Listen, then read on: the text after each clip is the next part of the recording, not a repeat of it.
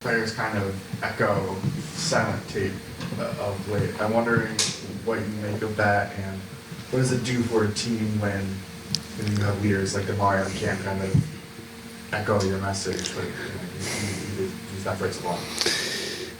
Yeah, as a coach, so much of your success depends on the people that you're with, and I think it starts with the leadership of whoever you're with. And so when you talk about Cam and DeMario, I mean, you're not going to team up with two better guys to set the example. And there were so many examples in the Tampa game alone that show you just their level of leadership, and a lot of it has to do with their performance, but a lot of it has to do with the investment in, our way of doing things. These guys have done it, a bunch of different ways, for so long, but to be so invested in our way, it's very special. And, I'm obviously extremely grateful. Kellen, all of us coaches are, because when your best players put it on tape, it makes your job a lot more fun to do, but also more rewarding. And so, when you're trying to build a program, you want to do it with your best players at the top. Kind of a random question. I've never heard it called silent tape before until you said it. Like, where did you pick that phrase up from? I actually picked it up from Kyle Shanahan. And that's kind of, it's a phrase that he uses often. But really, for me and bringing it here to us is just, we want to be focused on what's happening on the field. And I think nowadays there's so many things off the field that, can divert your attention. But the pride in what we put on our tape, not just on the game tape, but our practice tape going all the way back, from the springtime, and that every chance that we get to put our style of play on tape, we want to make sure that we take advantage of it. And we want that to drive our culture more than anything else. And our guys have done an awesome job with that. How much more of a factor is that now with just silence on the outside? Like, the guys coming up now, literally grew up with a phone in their hand. Yeah. How much has that changed over just the last decade? I think what's tough now is that everything's got like a vibe, like everything is shorter window, and then there's music to everything, and there's always something to kind of get you moving, going, feeling something. And what we want is I think it's easier to feel something when you have some of those outside ways of doing it, certainly social media and other ways. Like, there's just all that stuff that's available now that was not available when I was a young kid, for sure. And so I think nowadays you kind of got to go the other direction with these guys, is you got to calm it down, quiet it down. And can you feel something when you don't have the music going, when it's not a short video, when it's just our film? Do you still feel that way? And that's what we want, is we want our silent tape to affect the people watching it. And mainly is they play the right way, and it's obvious. And so we're trying to get that across. I don't be wrong, but it felt like there was a little bit more man coverage from your defense against Tampa. What if that is true? What was it about either the down distance situations of Tampa or maybe Tampa's game plan that kind of involved? Yeah, I think the field had a lot to do with it. It's a lot easier to just play man-to-man and know exactly who you have, as opposed to maybe reading something out in a pattern match coverage, because then the footing could become a factor.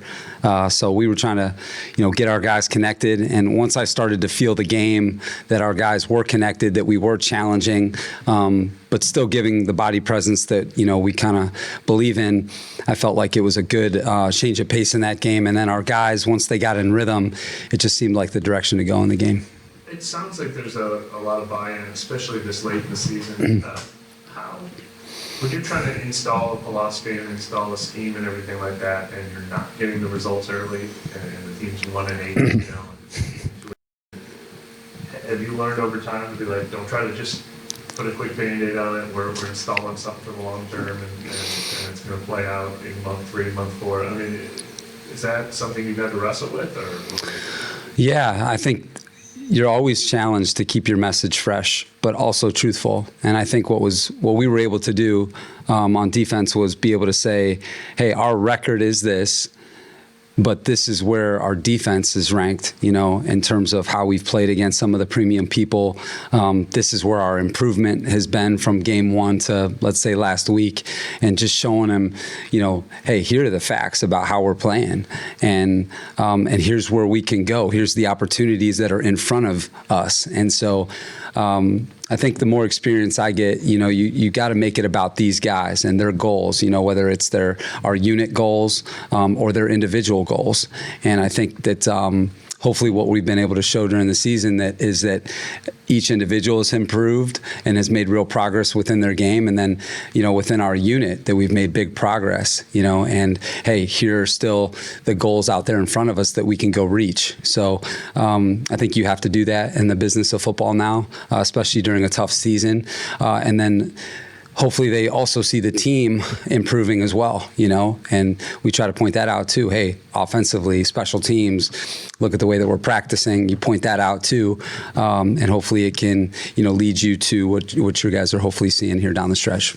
I don't know, would this be the third time in your career that you've been the one in charge of sort of installing, starting in the spring, and be like, have you honed that in, how you're like, there's a couple core philosophies I'm going to repeat to these guys over and over again. Yeah. Away from them, the teaching sense of creativity. Yeah, Mike, I feel like I've gotten better at it, certainly because I've been around more, different groups and at different points of a build, and stuff like that. And so I think that you get better at it with time, but I still think the number one thing that you got to do is establish the connection of your group. You got to do that before anything, because you may have the culture, the style of play that you want. You may have the scheme that you want to play, but unless you get the connection of the people, none of that's really going to take shape the way you want it to. So you got to pour into the people first, and that's coaches and players. But then once you get your group, I think we were really adamant about getting this thing off the ground the right way and making sure that there weren't a lot of steps backward, if that makes sense. It's like making sure that we're making the progress and they're seeing it pretty fast. And so, especially with a scheme change like there was here, I know that we were really conscious of that. We wanted these guys to play well right away, to feel it right away. And then hopefully that would lead to, even more progress as we went. So, these guys have been fantastic. You guys are around them every day.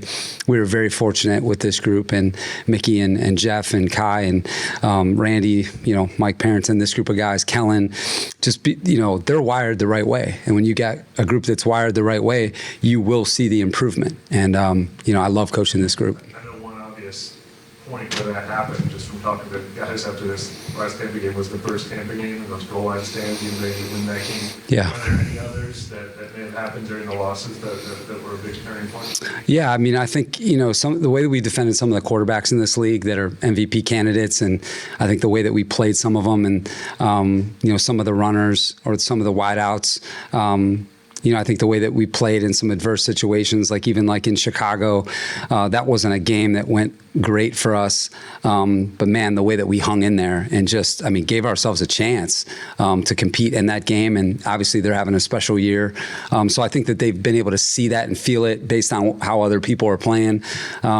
Even going back to, I think, the first preseason game when we played Denver, we felt like they were going to be a team that was going to be there at the end. And, our starters played, so did theirs. And hey, we felt the quality that day, against those guys. And so I think that little examples like that of like, hey guys, we have what it takes. Now we just got to keep pouring into our culture here, pouring into, this thing, and you'll see, where we can take it. And so that's what we've tried to do. And this group of guys has just really brought it to life. And I thought the Tampa game was a real good illustration of that. You think it's been in those short yardage situations that it's been happening all year? I think the Bills game is one stop, and then in this game, like, what is it about those situations? Is it almost like a mentality thing? Yeah. Team thing?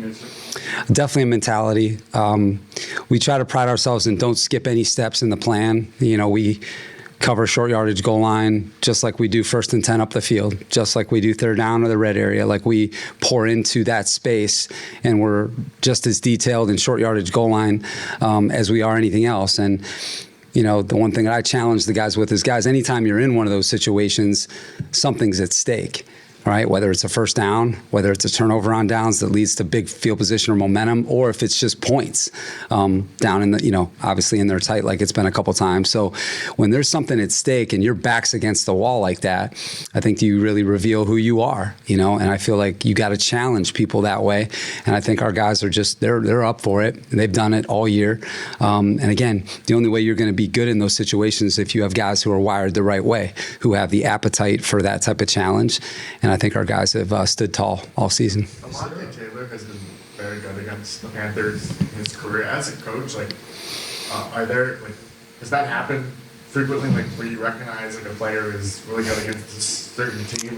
What do you kind of think of? Yeah, I think there's some intangibles with that, where sometimes you've just played well against the team and you just feel the right way. You're one game away from feeling humbled in this league. I know that as well, all of us. So you just got to take that for what it's worth. But, Alontae, I think when he is played at his best, this year for us, and then, in the past is when he keeps it simple, when he plays his game, stays within himself, because then the quality really shows up to everybody. And, that last game, he had those two huge plays in that game that really helped us win that game. And he was also a part of a big 3rd and 1 stop in that game too, on their runner, who's a hell of a player. Is there maybe a motivating factor, even maybe like kind of a chip on the shoulder of a defense when an offense on the other side goes 4 on 4th down 7 times against you? I think that's possible. I think you'd have to ask the guys, but I think particularly in that game, we just knew that it was a what it takes game, whatever it was going to take to win. And I think with the elements certainly playing a factor, we knew that every stop was going to be critical, and every chance we got to affect the game was going to help us win. And I think our guys did get more confidence, based on what's happened before in the season. I feel like they felt comfortable in that space. And then, you just had some great individual performances too, which is what you need in those situations. You need guys to make plays. You guys have heard me say that. You got to have players make plays in those situations. And I think if you trace all 7 of those downs, because the 2 that we lost were really close losses, or else it could have been a masterpiece. But that's why you got to keep pushing, because you're never there. But our guys executed the plan, and then they just made the plays, and you saw what it did for our offense. It really gives a boost to the whole team. And again, our guys are awesome. Is it startling to see the way that the league has changed? With a team does go for it 7 times before your first year with the Chargers, and remember. Yeah, it's just it puts a lot of pressure on you. That style of playing, it's a good way of playing, and I can tell you from defending, it's not easy to win those downs, 4th and less than 1. So, and when you win those downs, it's offensively, it gives you a huge advantage from a time of possession, from a scoring perspective. So, and not to mention the way you call the game, it's different. So it puts a lot of pressure on you when you go for it on 4th down, or there's that appetite to do it. So, again, our team is well aware of that. I think that's a big part of just, playing team defenses, knowing how a team's trying to play. It was obvious to us that Tampa was going to be aggressive in the game, and we were going to need every stop to get it done. It seems like there's a lot of clarity in how you articulate ideas, your process, how you do things. Do you study that about yourself, or is that just kind of natural how you communicate?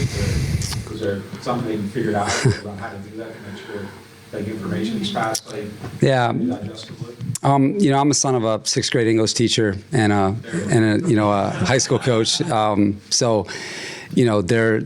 My parents are really my coaching tree. They really taught me, at an early age, how to communicate and how to pour into people, and to be able to do that, you have to have clarity in what you're doing, and you also have to have connection in what you're doing in order to get what you're trying to get across. And then you got to be really sharp, especially in pro football, for these guys to command their attention, and it's a real responsibility to get these guys ready to play in an NFL game, because there's so much that goes into it. So I take it really seriously. We take it really seriously as a staff, and these players that we've been able to coach here, just can't say enough about it, because we've I think that the thing that I've been impressed with is just the improvement And anytime we've had a setback or a tough stretch or something happened in a game, our guys have bounced back and they've been resilient. And that shows a group that's wired the right way. One of the other things that a lot of players, particularly in the secondary, have kind of echoed is the importance of fundamentals and technique Yeah. over their natural, over relying on their natural athleticism. When you share with them that instills that?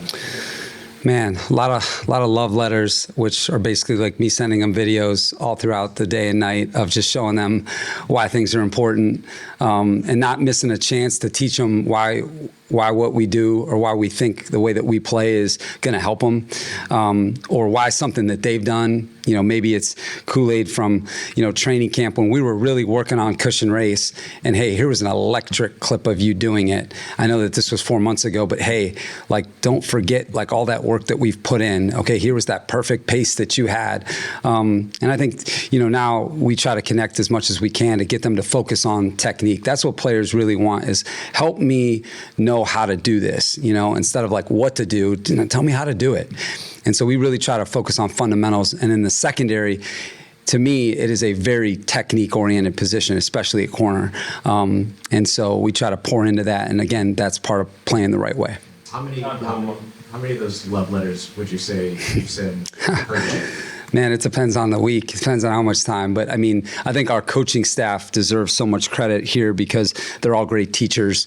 And I think that that's something Kellen's done a good job of, that we've done a good job of, is put together a group full of guys that take pride in teaching and drawn from as many examples of our past or the present, to illustrate what we're doing and why we're doing it. So, our players, it's nothing without the players, because they're the ones that have to take the coaching points and put it on display. And, those guys in the secondary are improving. You guys have seen it with Kool-Aid and Quincy and Jonas, these young players. We're all work in progress. That's what I tell these guys. You never have it. And I think that they've really, taken on that spirit.